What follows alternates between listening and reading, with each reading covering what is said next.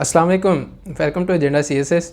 आज हम बात करेंगे एनवायरमेंटल साइंस के बारे में। करंट अफेयर्स का भी ये एक टॉपिक है, लेकिन ज़्यादातर एनवायरमेंटल साइंस से रिलेट करता है और इसको आप इंटरनेशनल रिलेशंस में भी यूज़ कर सकते हैं। You can say we have witnessed a death और a failure of neo liberal institutionalism.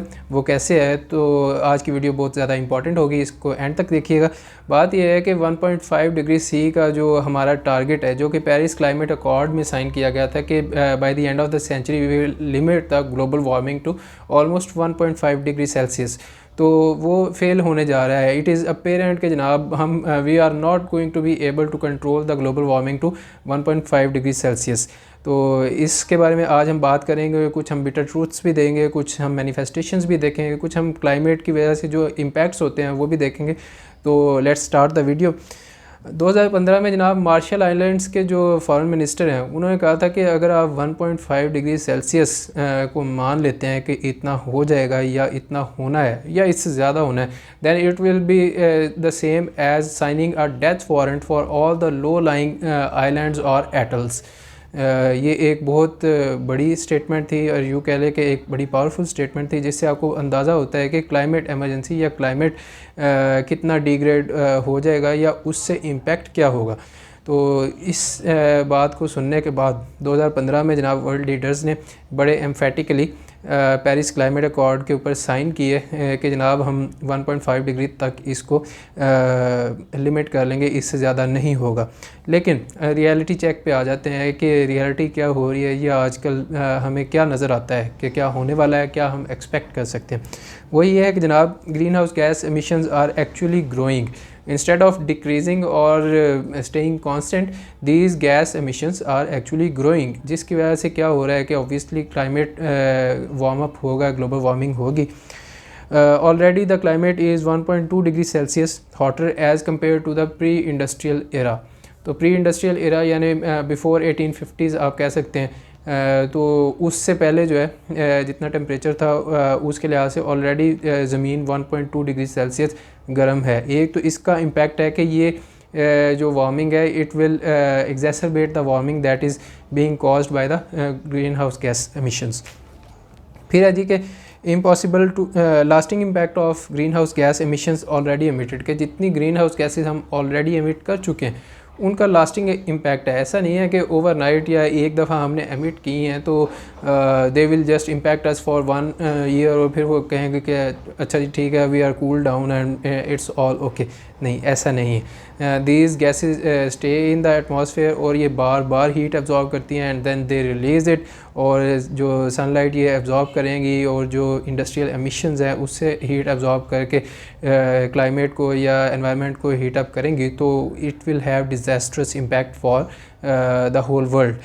एक तो ये है कि लास्टिंग इम्पैक्ट हो गया। दूसरा है कि impossible to stop emissions overnight. ऐसा नहीं है कि this is like a switch के रात को आप सोने से पहले एक दफ़ा स्विच को ऑफ़ कर दें कि जी we are turning off all the green house gas emissions. No, this is not that.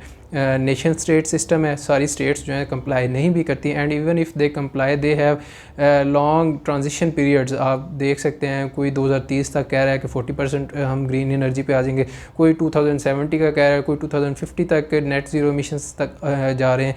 तो सारों के अपने अपने डिफरेंट टारगेट्स हैं। So it will not be the green house gas emissions will not vanish overnight, ये बात है। तो रिज़ल्ट इज़ के जो 1.5 डिग्री सेल्सियस 1.5 डिग्री सेल्सियस की ड्रीम है हमारी, इट हैज़ ऑलरेडी गॉन सोर। हम ये अंदाज़ा लगा सकते हैं बिकॉज हम ये रियलिटीज़ देख रहे हैं और हम जो ममालिक की या नेशन स्टेट्स हैं उनकी पॉलिसीज़ देख रहे हैं कि they are expecting net zero emissions by 2035, 50, 60, 70 etcetera. तो वो अपने टारगेट्स अगर दे रहे हैं, इतनी दूर जाके दे रहे हैं, तो डेफिनेटली तब तक उनकी ग्रीन हाउस गैस एमिशंस जो हैं वो इंक्रीज़ होती रहेंगी और उसकी वजह से फिर बहुत ज़्यादा क्लाइमेट जो है वार्म अप हो जाएगा। कॉन्सिक्वेंसेस क्या हैं ग्लोबल वार्मिंग के, अगर आप ये देखें तो बहुत ग्रेव कॉन्सिक्वेंसेस है। फर्स्ट ऑफ ऑल फ्लडिंग और submergence of coral atolls and low lying areas. इस चैनल की शुरू की वीडियो में हमने एक दफ़ा बात की थी कि जनाब मलेशिया जो है आई थिंक मलेशिया और Indonesia, it is moving it's capital somewhere else. उसकी रीज़न ये है कि एक तो कैपिटल बहुत ज़्यादा पॉपुलेटेड है, दूसरा कुछ जो एरियाज़ हैं उसके सबमर्ज होने वाले हैं। तो यही बात है कि फ्लडिंग बहुत हो जाएगी या सबमर्जेंस हो जाएगी कोस्टल एरियाज़ की। इस में बहुत सारे साउथ एशियन कंट्रीज़ और ईस्ट एशियन कंट्रीज़ वल्नरेबल हैं, कुछ यूरोपियंस भी हैं, बट स्टिल साउथ एशिया में ये ट्रेंड बहुत ज़्यादा डेंजरस है। फॉर एग्जांपल इन कराची या बांग्लादेश में आप कह लें, इंडिया के भी बहुत सारे एरियाज़ हैं, उधर भी फ्लड्स आते हैं। तो ये it will be disastrous for the developing countries जिनका बहुत कम रोल है ग्लोबल वार्मिंग में। फिर है जी climate disasters. For example Pakistan में 2022 में सुपर फ्लड्स आए थे, जिनको आप कहते हैं जी कि क्लाइमेट इंड्यूस्ड सुपर फ्लड्स थे। 2022 सितंबर में फ्लोरिडा में जनाब द डेडलीस्ट हरिकेन आया था, डेडलीस्ट हरिकेन सिंस 1935। एक तो ये भी है। फिर तीसरा है जनाब के extra ordinary heat wave in summer in Europe में बहुत जो है ना एक्स्ट्रा ऑर्डनरी हीट वेव आई थी समर में।